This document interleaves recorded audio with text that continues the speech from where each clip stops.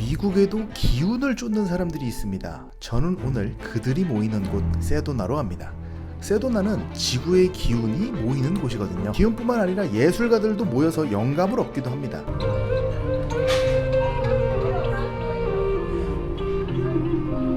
여러분, 미국의 로드트립에서 가장 힘든 구간이 어딘 줄 아세요? 세도나로 가는 8시간? 아니요, 바로 집에서 주차장까지 가는 2분의 여정입니다. 오늘의 주인공, 제 2023년식 중고 테슬라 모델 Y, 이 친구와 함께 8시간을 달려 세도나로 이동할 겁니다. 짐을 실으면서 항상 하는 생각이 있죠. 뭐 빼먹은 거 없나? 근데 저는 그럴 때마다 이렇게 생각합니다. 없으면 가서 사지 뭐. 100% 충전으로 283마일, 약 440km를 달릴 수 있는 이 친구와 함께 애리조나의 붉은 땅 세도나를 향해 이동해 보겠습니다. 오늘 테슬라 주행 조건은 이거예요. 배터리를 20% 미만으로 떨어지지 않게 갈 겁니다. 첫 장거리 여행이기도 하고 LA에서 세도나로 가는 이 길이 사막이기 때문에 중간에 차가 멈춘다면 엄청난 낭패가 아닐 수 없어요. 그렇기 때문에 배터리의 여유를 가지고 이동하도록 할 건데요. 테슬라에서 목적지를 설정했을 때 한 번에 갈 수 없는 구간이라면 중간중간 슈퍼차저를 들렀다 갈 수 있게끔 나타내 줍니다. 여기서 한 가지 고백할 게 있어요. 전 오늘 운전을 하지 않을 겁니다.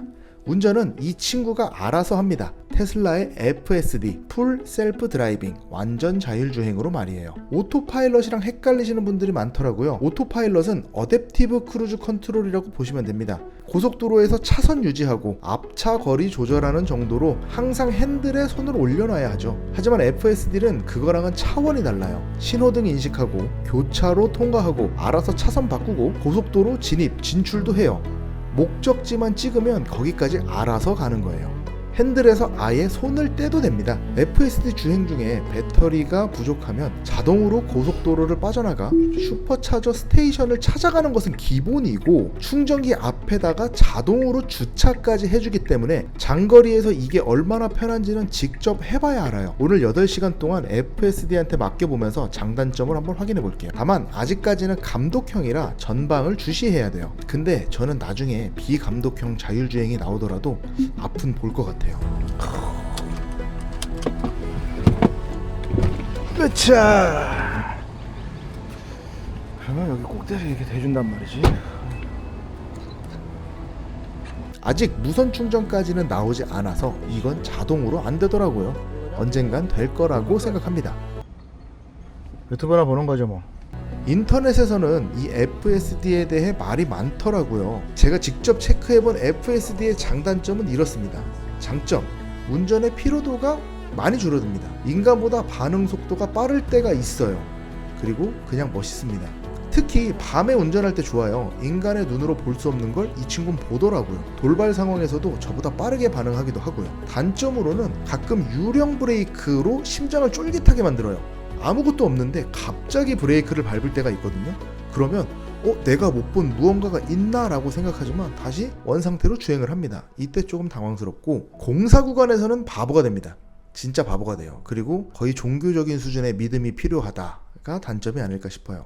이동 중에 세도나에 대해 조금 이야기해보자면 세도나는 그냥 예쁜 동네가 아닙니다. 이곳은 전 세계에서 가장 강력한 볼텍스가 흐르는 곳으로 유명하죠. 지구의 자기장이 소용돌이치는 지점이라는데 거기 서 있으면 몸 안에 나쁜 에너지가 빠져나가고 긍정적인 기운이 솟구친다고 합니다. 그렇기 때문에 수많은 예술가들이 영감을 얻기 위해 오기도 하고 또 수행을 위한 수행자들도 많이 온다고 해요. 저도 이들을 따라 기운을 좀 받으러 가고 있습니다. 제 계획은 간단해요. 그 붉은 바위들 사이에 서서 우주의 기운을 받은 다음 여러분들에게 나눠드리려고 하는 거거든요. 이렇게 달리다 보니 어느덧 6시간이나 지나 애리조나로 넘어왔습니다. 아침 일찍 나와 달리다 보니 어느새 점심시간이 훌쩍 넘어버렸는데요. 제가 미국에서 돌아다니면서 느낀 건데 진짜 맛집은 고속도로 위에 있더라고요. 미국 로드트립의 진수는 사실 목적지가 아니라 휴게소에 있다고 생각해요. 진짜 맛있는 햄버거를 먹고 싶다면 굳이 도심으로 들어가지 말고 그냥 휴게소로 가면 되더라고요. 서부 휴게소에는 맥도날드나 인앤아웃 같은 버거계의 거물들이 널려있지만 휴게소에서 파는 햄버거를 이기지 못한다는 이야기도 들었어요. 그리고 오늘 저의 선택은 맥도날드나 인앤아웃이 아닙니다. 바로 칼스 주니어입니다. 왜냐고요? 슈퍼차저 바로 앞에 있더라고요. 진짜 별로 건강해 보이지 않는다. 이게 켈리 더블 버거, 이게 할라피뇨 더블 치즈 버거. 보자, 이야,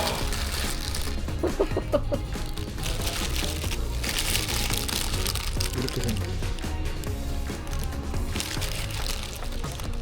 이거 더블 치즈가 맞아? 나 더블 치즈 버거인데?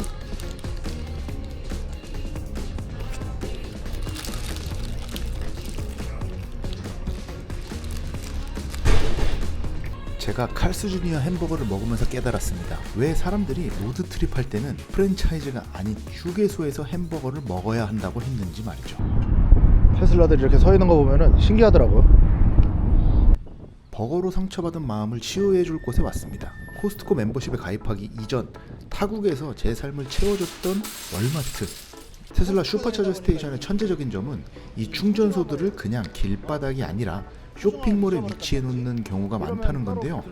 약 20분 정도 소요되는 충전 시간 동안 화장실도 다녀오고 필요한 물품이 있으면 구매할 수도 있습니다. 급하게 이동해야 하는 상황이라면 이런 충전 시간이 반갑지 않겠지만 여유를 가지고 하는 여행의 이와 같은 휴식 시간은 컨디션을 조절하기 너무 좋았어요. 여행사를 운영하면서 수많은 일정을 짜봤지만 가끔은 이렇게 기계가 정해주는 휴식 시간이 가장 완벽할 때가 있습니다. 먹고 싶은 거 있으면 사.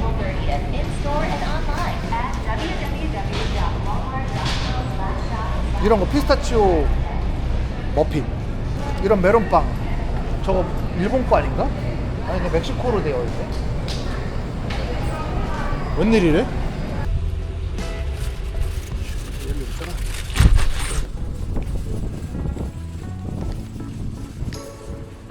배터리도 채우고 쉬면서 달리다 보니 이제 진짜 붉은 바위들이 보이기 시작합니다. 갑자기 돌이 빨개졌어. 오, 신기. 코너 도니까 갑자기 빨개져 버리네. 떨려. 볼텍스의 기운인가 이게? 뭔가 기가 올라와? 어떡하지? 나 여기서 신내림 받아버리면 어떻게 그냥 받는다 그냥? 요즘 다단계래 그거. 아 그래? 444 도착기. 444. 와, 시계 444 봤어? 아 이게 기운이 좀 이상한 데인가? 기운이 좀 이상하네. 444를 봐버렸네 그냥. 회전교차로. 아 이게 똑똑하네. 똑똑하네. 회전교차로도 하고. 오, 이쁘다.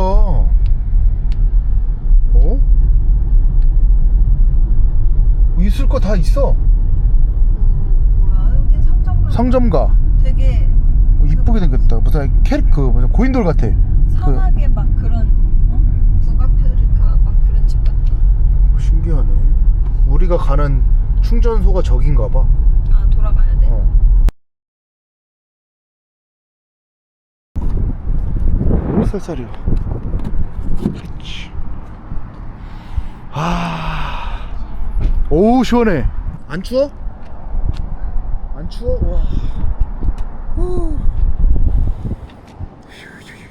와. 아침에 일찍 출발해가지고 충전을 총 4번 했습니다. 한 번 충전해서, 그러니까 집에서 충전할 때는 100%로 충전해서 출발했기 때문에 좀 오래 갈 수 있었는데 슈퍼차저에서 충전할 때는 80%까지만 충전하고 출발하게끔 되어 있어요. 웬만하면 100%까지 충전을 잘 못하게 되어 있어가지고 80% 충전하고, 오늘의 룰이 그거였거든요. 20% 미만으로 떨어지게 하지 말자. 불안하니까. 테슬라를 타고 첫 장거리 여행이고 20% 미만으로 떨어졌다가 혹시나 무슨 일이 생길까봐 그거 룰만 지키면서 왔는데 한 60%로 탄 거죠. 80에서부터 20으로 탔으니까 100% 때 아침에 출발할 때 보니까 283마일이었어요. 주행 가는 거리가. 그러니까 1%에 한 2.8마일 정도 갈 수 있다는 거죠. 2.8마일? 3, 4km 정도? 60% 쓸 때마다 한 번씩 쉬니까 그거는 좋더라고요. 한 2시간 가서 20분 쉬고 2시간 가서 15분 쉬고, 이게 세도나까지 오는 데는 큰 문제가 되지 않았어요. 이걸로 제가 오늘 이 장거리를 해보니까 이 테슬라를 타고 횡단 여행도 할 수 있을 것 같기는 해요. 시간을 좀 여유롭게 갖고 하면 횡단 여행도 가능할 수 있지 않을까. 신기한 건 테슬라가 정말 많습니다. 한국에서는 테슬라 타기가 좀 껄끄럽다 그래야 되나? 전기차 충전소도 많이 없고 충전하다 보면 눈치도 많이 보이고 이러잖아요. 근데 여기는 슈퍼차저도 곳곳에 잘 되어 있고 충전할 곳도 많아가지고 테슬라를 타는 사람들이 많아지지 않았나. 이렇게 마지막 충전을 하고 숙소에 도착했어요. 이번 여행의 또 다른 즐거움은 숙소에 있습니다. 아무래도 기운이 좋은 동네다 보니 숙소도 뭔가 기운이 느껴졌으면 좋겠더라고요.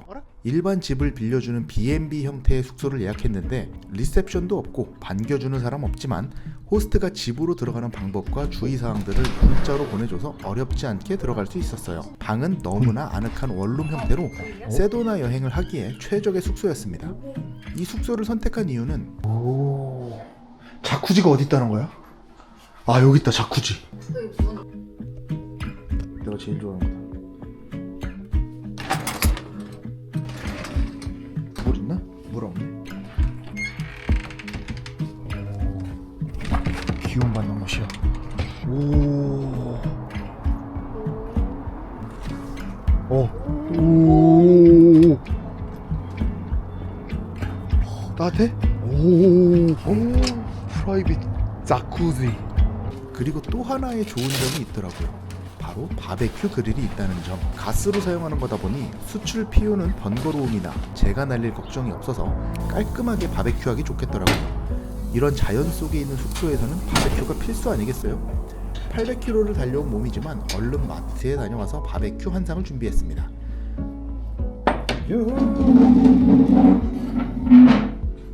와, 맛있겠다. 잘 먹겠습니다. LA 갈비가 싸게 나와가지고. 점심에 먹은 햄버거가 그저 그런 맛이었어서 그런가 잘 구운 소고기 한 점이 너무 소중하더라고요. 진짜 맛있다. 제 개인적인 의견이지만 소고기 바베큐를 먹을 땐 A1 소스보다는 소금만 찍어 먹는 게 더 맛있다고 생각합니다. 오늘 하루가 참 길게 느껴지는 이유는 기분 탓일까요? 밥을 먹고 침대에 누우니 이제서야 조금 피곤해집니다. 오늘 테슬라를 가지고 약 480마일 정도를 왔어요. 한 800km 정도 왔나? 서울에서 부산을 왔다 갔다 하는 정도였는데 테슬라가 운전을 해주니까 너무 편한 거예요. 8시간을 내가 이걸 잡고, 물론 8시간 오더라도 크루즈 모드를 켰겠죠. 크루즈를 타더라도 어찌됐든 내가 핸들 조향을 해야 되는데 그거까지 테슬라가 다 해주니까 너무 편하게 LA에서 세도나까지 왔습니다. 세도나에서 LA 갈 때도 다시 FSD로 갈 거긴 하지만 그래도 부담을 좀 덜었다, 그렇게 보시면 될 것 같습니다. 숙소도 너무 마음에 들고 이제 자쿠지만 하면 될 것 같아요. 자쿠지. 이거지. 와, 이거지. 8시간 달려온 피로가 확 풀린다랄까? 응? 너무 좋은데? 와, 여기서 잘 수도 있을 것 같아.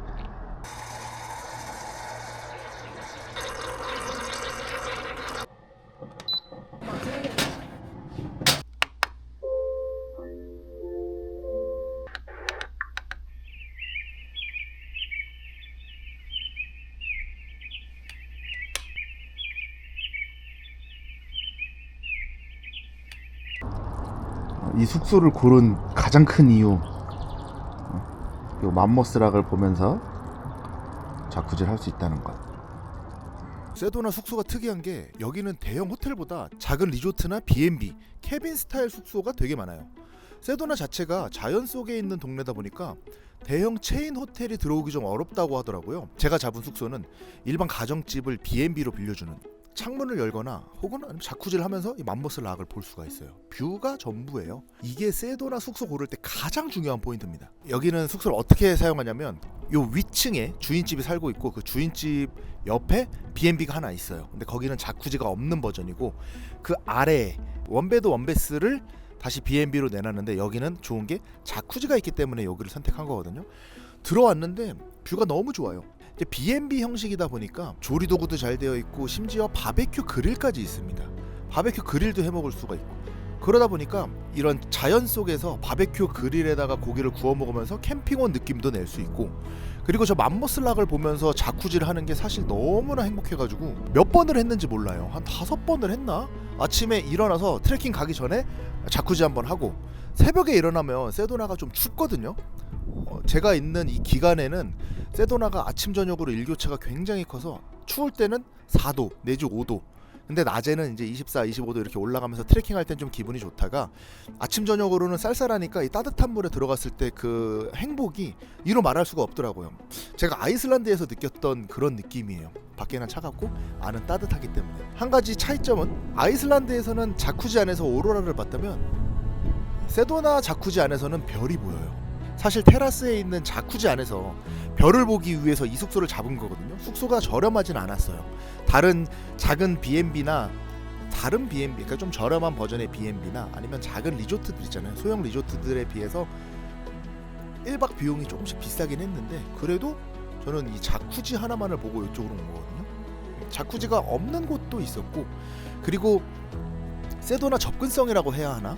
세도나는 사실 차 타고 2-30분씩만 가면, 맥시멈 20분 30분만 가면 다 갈 수 있더라고요. 세도나 안에 있는 유명 트레킹 코스는 길어야 20분, 짧으면 10분 15분이면 다 가게 돼 있는데, 그럼에도 불구하고 그 시간을 좀 줄여보고자 조금 더 요 중간에 있는 쪽으로 잡았습니다.